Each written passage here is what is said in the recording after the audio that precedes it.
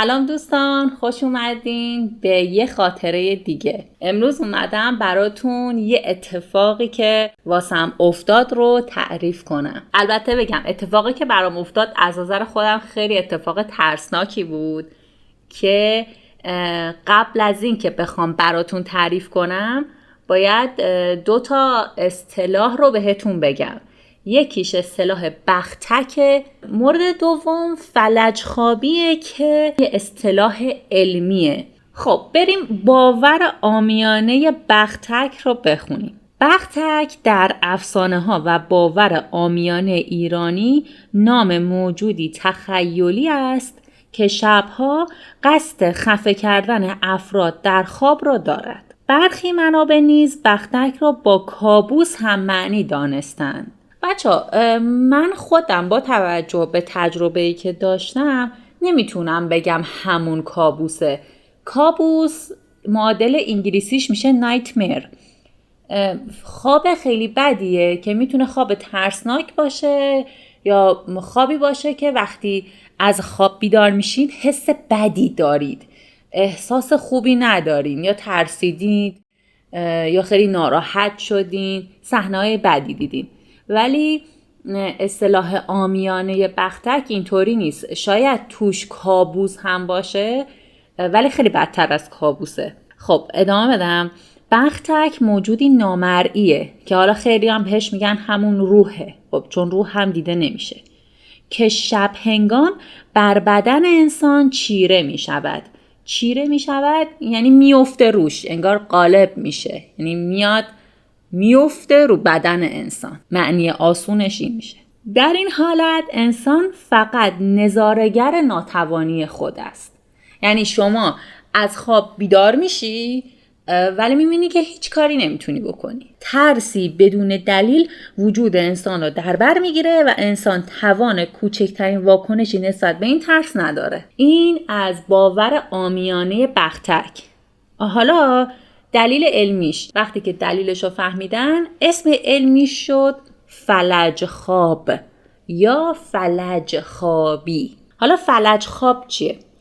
حالتی است که در آن فرد هوشیار است، یعنی بیدار شده، اما قادر به حرکت یا صحبت نیست. در طول فلج خوابی فرد میتونه توهم‌هایی رو بشنوه و ببینه، یعنی چیزایی که وجود ندارن ببینه، در حالی که هوشیاره و بیداره، که اغلب این توهمات منجر به وحشت میشن، یعنی میترسن.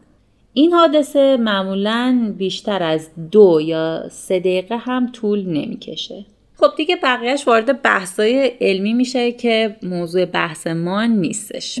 من به طور کلی توی کل زندگیم 3 بار فلج خواب شدم، یعنی این فلج خوابی رو تجربه کردم که میخوام اون بار اول براتون تعریف کنم که اولین بار بود این اتفاق برام میافتاد و فقط شنیده بودم و تا حالا احساس نکرده بودم. قبل از اینکه فلج خواب بشم و اون اتفاق برام بیفته، همیشه خواهرم غزل از این اتفاقی که واسش افتاده بود تعریف میکرد و بیشتر براش این اتفاق میافتاد. شاید تا اون زمان چندین بار فلج خواب شده بود و این حس بهش دست داده بود. من فقط در این مورد تعریفای خواهرم رو شنیده بودم. جالبه تا قبل از اون خیلی دوست داشتم که یک بار من این حالت رو تجربه کنم که واقعا چه آرزوی بیخودی کردم.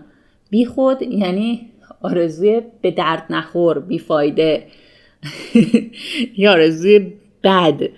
و کاش این سر همچین آرزوی نمی کردم که منم همچین حسی رو تجربه کنم. خیلی دوست داشتم که ببینم این چه حسیه که بیداری ولی نمیتونی تکون بخوری و تو بیداری کابوس میبینی. خب توی شنیدن برام جذاب بود. شما هم اگه دارید داستان من رو میشنوید برایتون جذاب نباشه و هیچ وقت آرزو نکنید که این اتفاق براتون بیفته. البته اینم بگم بهتون، تو همین سایتی که خوندم نوشته بود درصد مرگ 0، یعنی هیچ کسی از فلج خوابی نمرده. ظهر بود، توی خونه تنها بودم و منتظر بودم که خواهرم از دانشگاه برگرده و بیاد خونه. من اصولاً اینطوریم که تنهایی غذا نمیخورم، این خونه تنها باشم غذا نمیخورم مگر اینکه به حد گرسنگی یا ضعف خیلی شدیدی برسم و برم یه غذای حاضری درست کنم و بخورم. برای همین خیلی گشنم بود و خسته بودم. از اون سمتم میدونستم تا 2 ساعت دیگه غزل میاد خونه، واسه همین نهار نخوردم. گفتم که برم توی همین 1-2 ساعته یه چرت کوتاهی بزنم تا غزل بیاد. ولی خیلی هوشیار خوابیدم، هوشیار و با استرس خوابیدم، چون که میترسیدم یه موقع غزل بیاد زنگ بزنه و پشت در بمونه و من خوابم ببره و صدای زنگ در رو نشنوم، چون همچین سابقه هم دارم. یه موقع خوابم خیلی سنگین میشه و طرف هرچی زنگ بزنه در بزنه من خوابم اصلا نمیشنوم. چون این اتفاقا هم افتاده بود، سعی کردم خیلی هوشیار بخوابم که اگه اومد در زد پشت در نمونه، بتونم در رو باز کنم. تمام اینها رو بهتون توضیح دادم چون فلج خوابی اصولاً تو این شرایط، یعنی شرایط پرفشار، پر استرس و مورد بعدی تو حالت کم خوابی، یعنی خوابتون خیلی کم باشه، ممکنه اتفاق بیفته. توی اتاق مادر پدرم خوابیده بودم روی تخت و از خواب بلند شدم، کاملا بلند شدم، دیدم که توی اتاق پدر مادرم رو تختم، خونه تنهام و الان میدونم ساعت حدوداً 12:30 بعد از ظهر. غزل تو راهه داره میاد خونه، همه اینا رو میدونستم، فقط خواستم بلند شم بهش زنگ بزنم ببینم کجاست که اگه نزدیک باشه برم غذا رو داغ کنم که وقتی میاد با هم دیگه نهار بخوریم. ولی نمیتونستم بلند شم.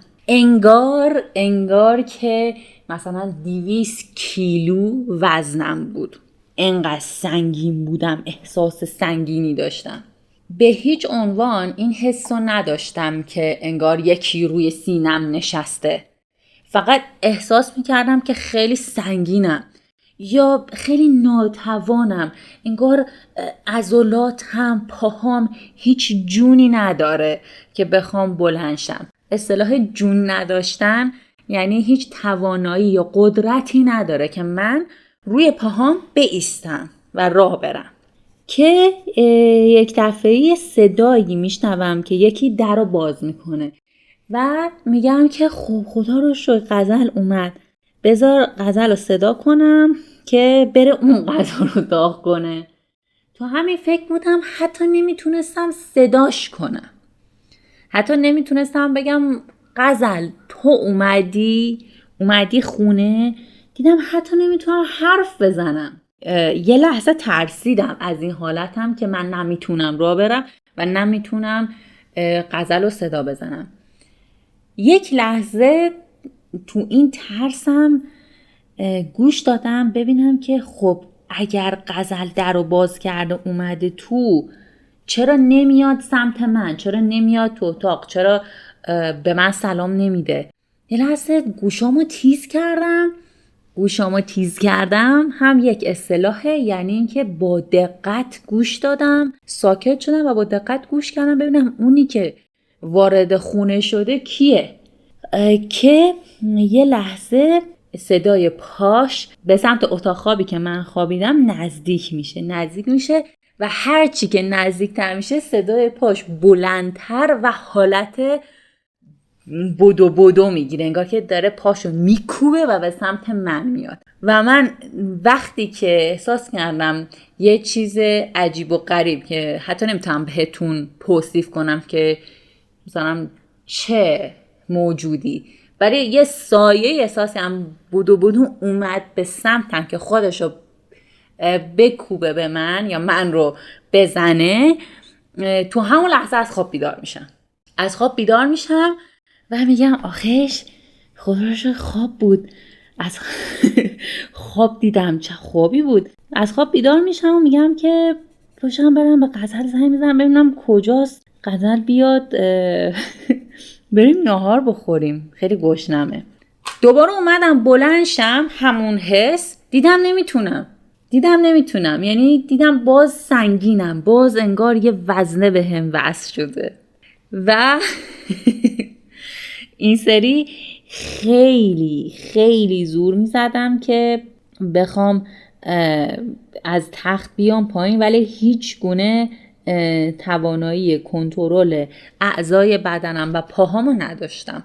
همینطوری عین یه جنازه افتاده بودم رو تخت. بعد که تو همه حین یک دفعه دیدم پای راستم واسه خودش همینطور داره میاد بالا، همینطور پای راستم بدون این که من کنترلش بکنم داشت میومد بالا، که باز یک دفعه ترسیدم. از همون ترسم از خواب بیدار شدم. حالا اینجا رو بهتون بگم، یعنی بار دوم که از خواب بیدار شدم دوباره تو همون حالت فلج خوابی بودم و من فکر میکردم که از اون کابوسی که حالا اون جن یا اون روح میخواست حمله کنه به هم بیدار شدم، در صورتی که بیدار نشده بودم و همچنان من خواب بودم. که این سری دیدم پام دست من نیست و داره برای خودش همینطور حرکت میکنه میاد بالا. دوباره اینجا ترسم از خواب بیدار شدم. که خلاصه بهتون بگم بار سومم باز فکر میکردم که از خواب بیدار شدم، در صورتی که از خواب بیدار نشده بودم. باز توی یه چرخه دیگه از کابوس و فلج خوابی بودم. این سری بار سوم با ترس بیشتری از خواب بیدار شدم، چون هوشیار بودم و اون دوتا کابوس قبلیم هم یادم بود. این سری خیلی خودم رو به سختی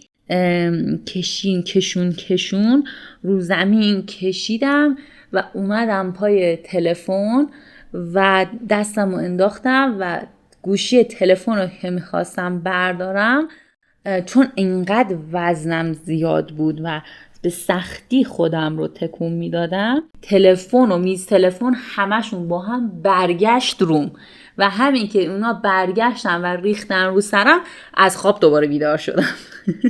این سری دیگه واقعا از خواب بیدار شدم و تا چند ثانیه یا حتی تا 1 دقیقه شاید باز هم نگران بودم که نکنه باز این یه کابوس دیگه است و من فکر میکنم بیدار میشم. تا اینکه سریع اولین کاری که کردم گوشی رو برداشتم، به غزل زنگ زدم و گفتم غزل کجایی؟ که غزلم گفت نزدیکم، میخوام سوار اتوبوس شم بیام. که بچه‌م گفتم سوار اتوبوس نشو، اتوبوس طول میکشه، لطفا یه تاکسی بگیر بیا. من اینجوری شدم.